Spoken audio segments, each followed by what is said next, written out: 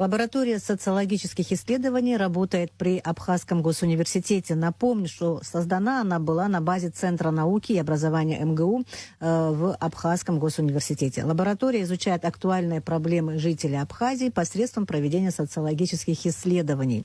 В сентябре в лаборатории были проведены исследования, которые выявляют мнение жителей Абхазии о молодежной политике и работе молодежных организаций. О результатах исследований и в целом о необходимости проведения такого анализа в Абхазии побеседуем с Марией Филь, кандидатом политических наук, доцентом факультета политологии МГУ. Здравствуйте, Мария Сергеевна. Здравствуйте, Белла. Здравствуйте, уважаемые слушатели радио «Спутник Абхазии». Итак, в августе-сентябре были проведены вот эти исследования, которые изучают общественное мнение по сфере молодежной политики. Что думают жители Абхазии о том, как формируется, скажем так, мнение молодежи, как она воспитывается, по-видимому, по разным вопросам, скажем так, мнение молодежи. И скажите, почему именно эта тема вдруг стала в центре вашего исследования, вашей работы? Белла, мы все прекрасно понимаем, что молодежь наше будущее, дети наше будущее, это банальная фраза, но если мы сейчас начинаем мыслить в категориях нового направления политической мысли, которое называется социальная архитектура, то там есть два этажа, два этапа. Это социальное проектирование и социальное моделирование. И проектирование — это про настоящее. Это про то, с чем мы сегодня имеем дело, что мы можем сделать для того, чтобы улучшить жизнь людей, сделать ее более комфортной, сделать ее более оптимистичной и, в общем, создать условия для развития сейчас, в моменте. Но пункт социальное моделирование, оно нас призывает к формированию желаемого образа будущего. Понятно, что идет смена поколений, она идет совершенно естественным путем. И что бы мы сейчас ни напроектировали в наше настоящее время, мы очень сильно зависимы от того, кто придет нам на смену. Мы зависимы от того, какими ценностями они будут руководствоваться, какая у них будет идейная программа, как они будут продолжать то, что закладывается сейчас.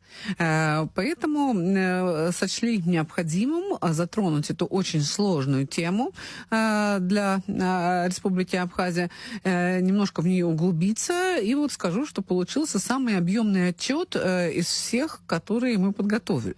Потому что мы провели и массовый опрос, и фокус-группы, и узнали очень такую сложную, противоречивую картину, которая на данный момент сложилась.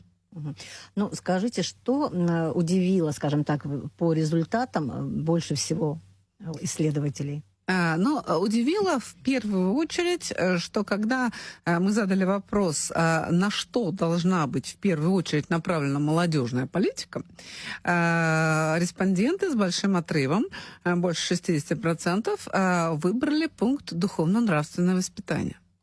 Но подчеркну, что этот опрос, он проводился не только среди молодежи. Это опрос по квотной выборке, где в пропорциональном порядке представлены все слои населения. Но тут мы имеем некий общественный консенсус, что духовно-нравственное воспитание – это основное. Не могу с этим не согласиться, но меня удивило, что люди сами это признают. Что это не есть какое-то навязывание сверху, а это есть запрос со стороны общества. Это, наверное, самое удивительное и самое важное. Этот консенсус, да, действительно объединяет, как бы сказали, разные слои. Кстати, интересно, как происходила выборка. Это какой-то специальный метод изучения мнения? Мы руководствуемся данными переписи населения, которая была достаточно давно, но это единственный статистический материал, теми статистическими данными, которые представлены в официальных источниках Республики Абхазия. И на этом основании формируется выборка, где пропорционально пропорционально составу населения представлены мужчины, женщины, представители разных возрастов, чтобы наше исследование было репрезентативным. Поэтому она выверена, мы математическими методами это все дело проверяем, потом, прежде чем уже какие-то давать окончательные выводы, графики составлять, так называемые простые распределения, кроссы и все остальное. Поэтому, по сути дела, мы имеем такой объективный портрет общественного мнения республики. То есть по этому вопросу был консенсус, то, что у вас где было несогласие, кто с чем не соглашался? Была разница в возрастных группах, в социальных группах? Какие там результаты? Разница, да, есть, очевидно. Но, скажем так, чем дальше человек по возрасту от молодежной среды, тем его эта тема, не то что в меньшей степени волнует, а у него какое-то уже свое некоторое складывается субъективное представление. Сама молодежь, она более активна, реагирует на предложенный нами опросник. И даже если мы возьмем такой пункт нашего исследования, как потребность в единой молодежной организации для Республики Абхазия, молодежь эту тему поддерживает гораздо ярче, гораздо мощнее, чем другие слои населения. Еще есть одно важное наблюдение, связанное с уровнем достатка. У нас есть в паспортичке, в сведениях о респонденте, пункт, связанный с уровнем дохода. Мы уже не в первый раз это наблюдаем, но люди, которые обладают большим уровнем дохода, они, как правило, более оптимистично настроены. Но одно с другим, понятное дело, очень сильно взаимосвязано. И когда мы задаем вопрос о ресурсах для самореализации молодого человека в Абхазии, здесь это особенно ярко проявляется. То есть те люди, у которых уровень материального обеспечения высокий, они говорят, что возможностей для самореализации много, и, судя по их ответам, даже особо ничего исправлять не нужно. Но понятное дело, что высокообеспеченных у нас не так много. И вот чем ниже уровень дохода, тем выше уровень социального пессимизма. То есть ниже уровень дохода, выше уровень какой-то ограниченности в своих возможностях, в том числе и для самореализации. Это ожидаемый ответ. И вот с этим, конечно, нужно работать. На это как раз должны быть направлены проекты по причине того, что среди людей, которые испытывают какую-то ограниченность в материальном плане, а их много, необходимо вот эти проекты как раз наиболее активно развивать, то есть показывать, что есть социальные лифты, доносить эти возможности до рядового гражданина. На самом деле, вот рядовой гражданин, он как раз в фокусе внимания. Это как бы основная задача власти, основная задача общества создать вот эти различные траектории для возможности себя проявить, для становления, для того, чтобы человек понимал, что ты можешь родиться в очень простой семье, не обладать никакими связями, но при этом для тебя государство делает что-то, где ты можешь принять участие и поменять свое положение. Если ты талантлив, если у тебя есть для этого какие-то личностные ресурсы. А как молодежь, скажем так, оценивала появление, скажем, вот этих социальных лифтов, вот в последнее время, что у нас появились такие организации, как «Команда Абхазии», различные проекты здесь проводятся, в том числе и молодежные. Были ли какие-то оценки, как воспринимали ваши респонденты деятельность вот этих организаций? Воспринимали ли они это как возможность для развития, возможность для роста и так далее? Смотрите, ситуация тут неоднозначная. Объясню почему. Республика Абхазия прожила за последние годы очень сложный период. И в рамках этого сложного периода, к сожалению, накопился социальный пессимизм. Некоторое предубеждение существует, в том числе и в молодежной среде, что где бы я ни пытался участвовать, ничего не получится, все решается за счет связей, все решается как-то заранее. Поэтому сейчас, наверное, базовая задача молодежной политики по итогам нашего опроса заключается в том, чтобы вот это предубеждение сломать. Ну, мы общались на фокус-группах в районах. Мы специально для этого исследования выбрали районы Восточной Абхазии, где наиболее непростая ситуация в плане всего. Не будем говорить там только про молодежную политику, это и экономическое развитие, и много разных факторов, которые к этому привели. Но вот есть некий инерционный момент, что люди, многие, в том числе и молодые, настолько разочарованы, что они не хотят ни в чем участвовать. И как это видится с нашей точки зрения, как социологов, с учетом нашего опыта, что вот для того, чтобы эти проекты социальные, которые сейчас делаются, в том числе и для молодежи, получили более широкое распространение и более высокую оценку в обществе, необходимо идти в районы. И идя в эти районы, надо доходить до уровня школ. Там нужно проводить какие-то просветительские мероприятия, лекции, встречи. Сейчас ситуация выглядит так, что комитеты по молодежной политике, они приглашают молодежь на вот эти вот знакомительные мероприятия по линии проектов. Молодежь часто не приходит. Или приходит не в том количестве, там со всего района, может там, не знаю, 30-40 человек прийти, насильно их не заставишь. Почему не идут? Потому что то, что я сказала ранее. Все заранее решено, зачем мне пытаться, я там сделаю что-то, там, условно говоря, бизнес-план, потрачу свое время, потрачу какие-то ресурсы, я все равно ничего не получу. И есть вот эта вот неправильная установка. Для того, чтобы эту неправильную установку преодолевать, на мой взгляд, как социолога, нужно не собирать их с миру по нитке, а идти там, где они находятся. Создавать там... Идти в народ. Да, идти в народ. Идти в народ. Для этого нам нужны люди, активисты, волонтеры, представители государства, которые, во-первых, будут очень хорошо владеть той проблематикой, о которой они будут рассказывать, во-вторых, очень душевно, очень искренне относиться к тому, чем они занимаются, потому что молодежь — это та самая аудитория, которой невозможно врать. То есть если преподаватель или активист или представитель государства общается неискренне, это будет очевидно. Это сразу будет понято аудиторией, и аудитория не откликнется, она не пойдет, она не будет ничего делать. Он должен сам быть заряжен этой энергетикой своего правильного дела, должен в это верить, и только при таком раскладе возможно чего-то добиться. Ну, работа тяжелая, конечно, потому что когда ты непосредственно, как вы выразились, идете в народ, там совершенно разная, может быть, ситуация, какие-то вообще совершенно непредсказуемые условия, которые вообще как-то не учитывались, может быть, да.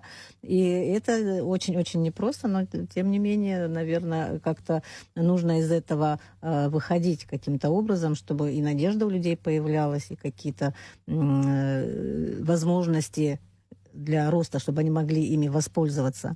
А если говорить вот в целом о состоянии молодежной политики Абхазии, вот у вас глава есть, раздел целый отдельный, что, о чем там речь, скажем так, какие есть характерные черты, особенности вот этой политики? Вообще она в каком, скажем так, состоянии, насколько она мощно проводится, или она пока вот, знаете, такое слабенькое течение, скажем так?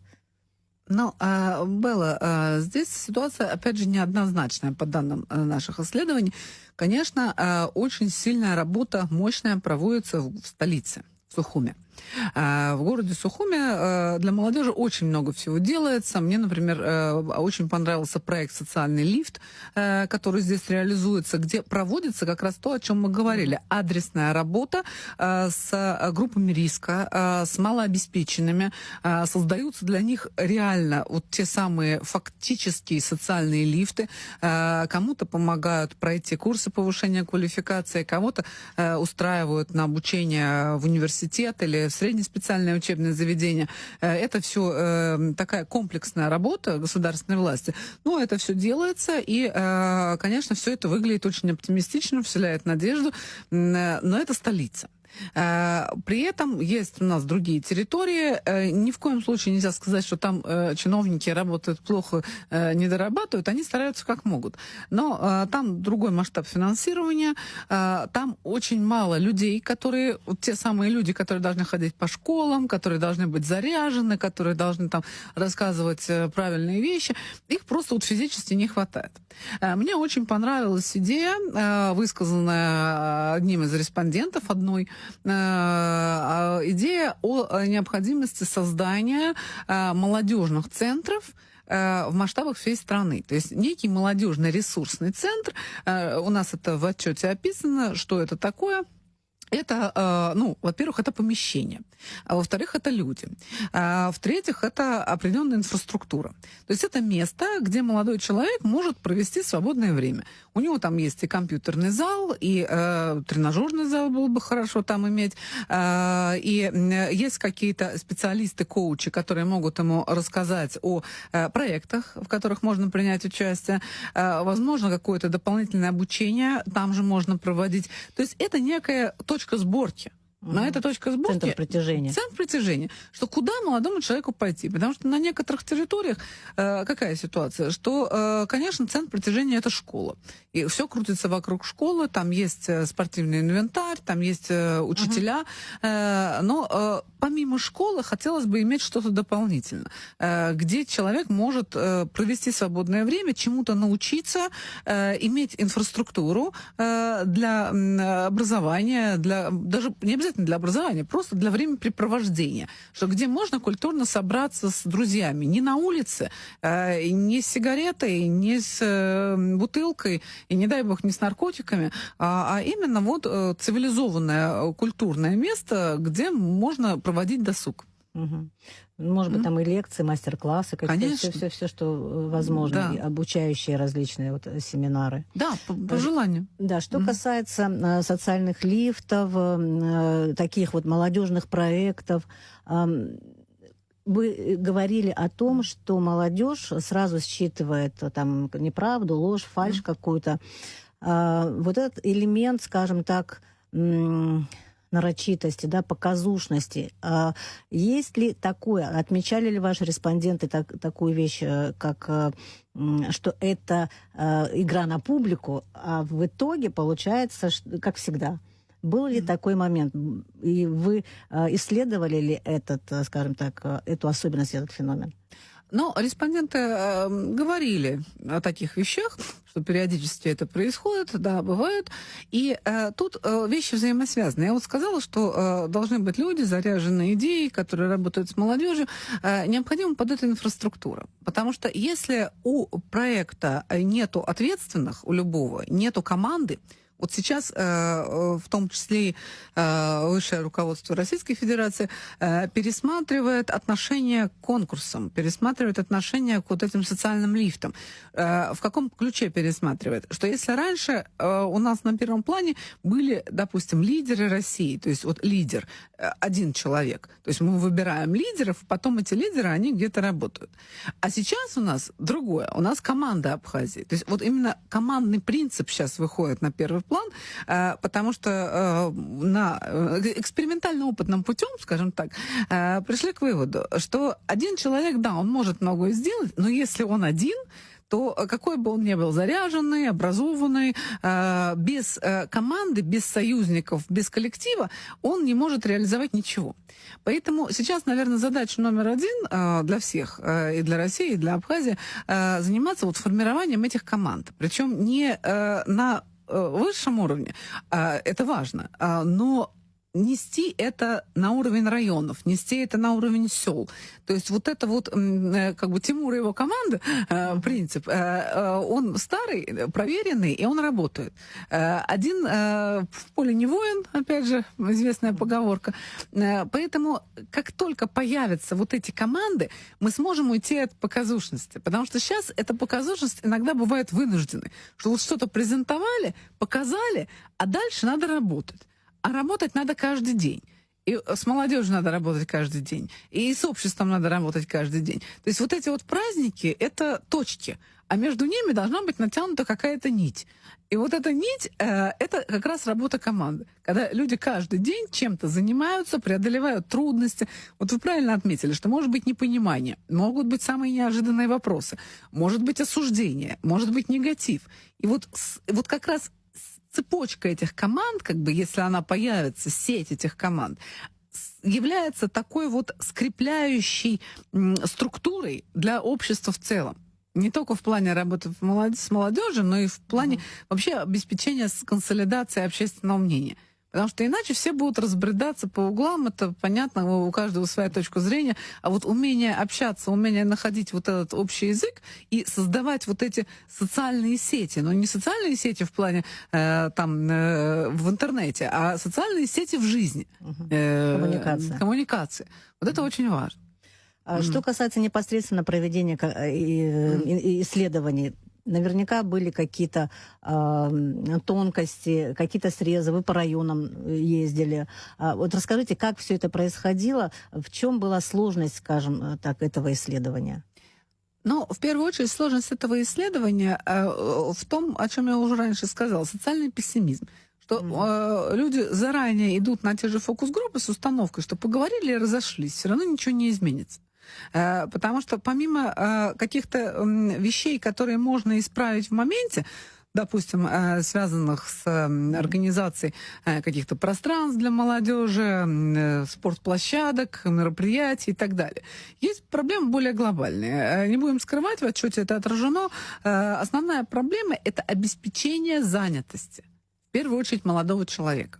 Потому что, опять же, очевидно, что для Абхазии большая проблема, что многие ребята уезжают учиться и не возвращаются потом домой, отучившись, предположим, там, на врача-специалиста.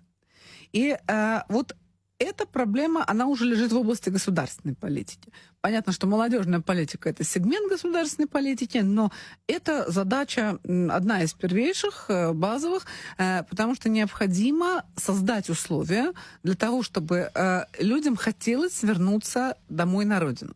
Сейчас, конечно, условия глобализации, они немножко все это дело размывают, что ты можешь жить в Москве, созваниваться там с родителями, которые живут в Абхазии, но цель номер один, чтобы как можно больше молодых людей сюда приезжало.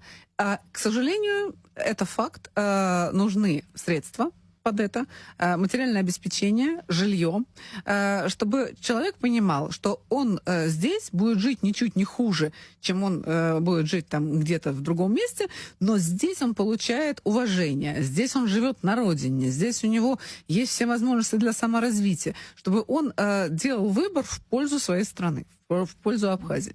Это важно. Мария Сергеевна, что бы вы сказали о том, куда и для кого в первую очередь вот это исследование, на что, на кого направлено? Будете ли вы в какие-то госструктуры это отправлять, да, информировать?